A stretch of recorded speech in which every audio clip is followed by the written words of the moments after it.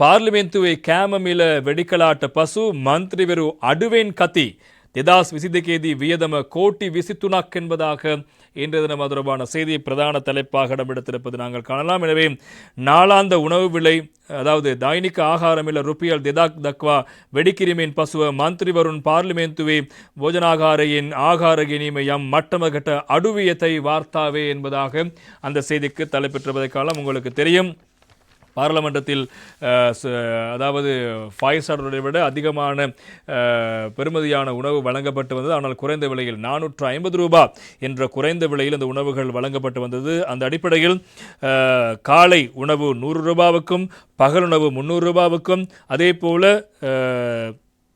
தேநீர் மற்றும் சிற்றுண்டி ஆகியன 50 ரூபாவும் என்ற அடிப்படையில் பார்லமெண்டத்தில் இதுவரை காலமும் உணவுகள் வழங்கப்பட்டு வந்தன, இந்த அரசாங்கம் ஆட்சிக்கு வருவதற்கு முன்னர் வரையான காலப்பகுதி வரை. எனவே மொத்தமாக ஒரு நாளைக்கு பார்லமெண்டத்தில் இந்த 2 வேளை சாப்பாடு, தேநீர், சிற்றுண்டி ஆகியவற்றுக்காக வெறும் 450 ரூபாய் மாத்திரம்தான் அறவிடப்பட்டு வந்தது. ஆனால் இந்த அரசாங்கம் வந்த பிறகு சபாநாயகர் உத்தரவின் பேரில் பாராளுமன்றத்தில் வழங்கப்படுகின்ற உணவுக்கான ஒரு மதிப்பீடு செய்யப்பட்ட போது அந்த உணவுக்கு கிட்டத்தட்ட 2500 ரூபாவுக்கும் அதிக பெறுமதி கொண்ட உணவு வகை என்பதாக தெரிய வந்த நிலையில் அதற்காக அரசாங்கம் அமைச்சரவை அனுமதியோடு ஒரு முடிவு எடுத்தது. பாராளுமன்றத்தில் ஒரு முடிவு எடுத்தது.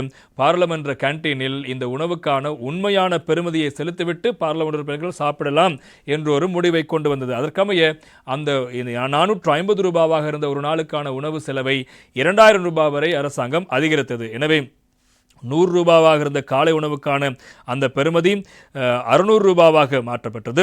அதே போல பகல் உணவுக்கான பெறுமதி 300 ரூபாவாக இருந்தது, அது 1200 ரூபாவாக மாற்றப்பட்டது.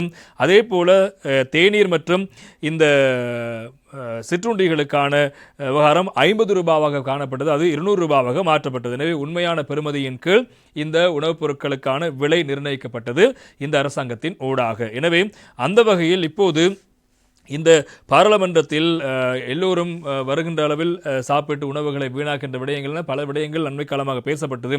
எனவே இப்போது 2000 ரூபாவை கொடுத்துதான் ஒரு நாளுக்கான உணவை பெற்றுக்கொள்ள வேண்டும். அப்படி இருக்க அநேகமான பாராளுமன்ற உறுப்பினர்கள் இப்போது பாராளுமன்றத்தில் சாப்பிடுவதை குறைத்து கொண்டிருப்பதாக இன்றைய லங்காதி பத்திரிகை சொல்கிறது. பல பாராளுமன்ற உறுப்பினர்கள் காலை உணவை வீட்டிலேயே சாப்பிட்டு வருகிறார்கள், பகல் உணவை வீட்டிலிருந்து கட்டி எடுத்து கொண்டு வருகிறார்கள் என்பதாகவும் இன்றைய லங்காதி பத்திரிகை சொல்கிறது. எனவே அவர்கள் இன்னும் சிலர் பார்லமெண்டத்துக்கு வந்து குறிப்பாக கஞ்சை உட்கொள்கிறார்கள் அல்லது ஒரு சிற்றுண்டியோடு காலை உணவை நிறுத்திக் கொள்கிறார்கள் என்பதாகவும் ஒரு தகவல் இருக்கிறது. எனவே அநேக மாணவர்கள் இப்போது காலை உணவை வீட்டில் சாப்பிட்டு வருகிறார்கள், வீட்டிலிருந்து சாப்பாட்டை கட்டி எடுத்து கொண்டு வந்து இங்கே பார்லமெண்டத்தில் சாப்பிடுகிறார்கள். எனவே பார்லமெண்டத்தில் கேன்டீனில் இப்போது அதிகளவாக இந்த உணவு கொள்வனவு முடிவுக்கு வந்திருக்கிறது, குறைவடைந்திருக்கிறது என்பதாக அந்த செய்தி இருப்பதை காணலாம். அதே போல இப்போது பாராளுமன்றத்தினுடைய இந்த உணவு வீண்விரயமாகின்ற நடவடிக்கை இப்போது ஓரளவு குறைவடைந்திருப்பதாகவும் அந்த செய்தி ஒரு ஆய்வு கட்டுரையாக வெளியிடப்பட்டிருக்கிறது. இந்த அதிகளவான உணவு உட்கொண்டு அதனை 450 ரூபாவுக்கு 2000 ரூபாய் பெறுமதியான உணவை 450 ரூபாய்க்கு வழங்கப்படுகின்ற போது அதனுடைய பெறுமதி தெரியவில்லை, அதிகளவு வீண்விரயம் செய்யப்பட்டன. எனவே இப்போது அதற்கு உண்மையான பெறுமதி வழங்கப்படுவதன் பின்னர் தேவையானவர்கள் மாத்திரம் அதை சாப்பிடுகிறார்கள். அதன் காரணமாக பாராளுமன்றத்தில் உணவு வீண்விரயம் தடுக்கப்பட்டிருப்பதாக செய்தி முக்கியமாக இருப்பது நாங்கள் காணலாம்.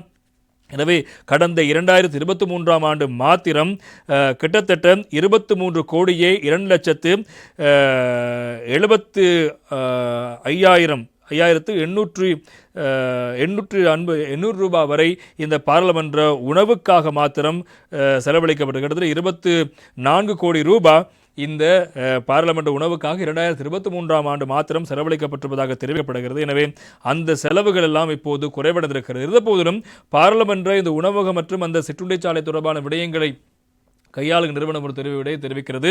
இப்போதும் 2000 ரூபாவுக்கும் வழங்கப்படுவதும் நட்டமாக இருக்கிறது என்பதாக தெரிவித்திருக்கிறார்கள். காரணம், அவர்கள் சொல்லியிருக்கின்ற பிரகாரம் பாராளுமன்றத்தில் வழங்கப்படுகின்ற உணவுக்கான பெறுமதி மாத்திரம்தான் கணிப்பிடப்பட்டு விலை அறிவிக்கப்பட்டிருக்கிறது. ஆனால் அங்கு பராமரிப்பு செலவு, உணவு சமைக்கின்றவர்கள் செலவு, பரிமாறுகின்ற செலவு, எனவே அங்கு ஆட்கூலி இல்லாமல் தான் இந்த இருக்கிறது. ஆட்கூலியும் சேர்த்து பார்த்தால் இந்த பாராளுமன்றத்தில் இப்போதும் நட்டத்தில் தான் பாராளுமன்ற உறுப்பினர்களுக்கும் அங்கு சேவை செய்கின்றவர்களுக்கும் உணவுகள் வழங்கப்படுகிறது என்பதாக தெரிவிக்கப்படுகிறது. எனவே எவ்வாறு இருப்பினும் இப்போது உணவு விலை அதிகரிக்கப்பட்டதன் அடிப்படையில் மக்களுக்கும் இந்த பிரச்சனை இருக்கிறது. உணவு விலை அதிகரிக்கப்பட்டிருக்கிறது. பார்லிமென்ட்டில் உண்மையான விலை வழங்கப்பட்ட நிலையில் பல பாராளுமன்ற உறுப்பினர்கள் வீட்டிலிருந்தே உணவை கட்டி எடுத்து கொண்டு வந்து சாப்பிடுகிறார்கள் என்பதும் இதுவும் ஒரு நல்ல ஒரு சிஸ்டம் சேஞ்ச்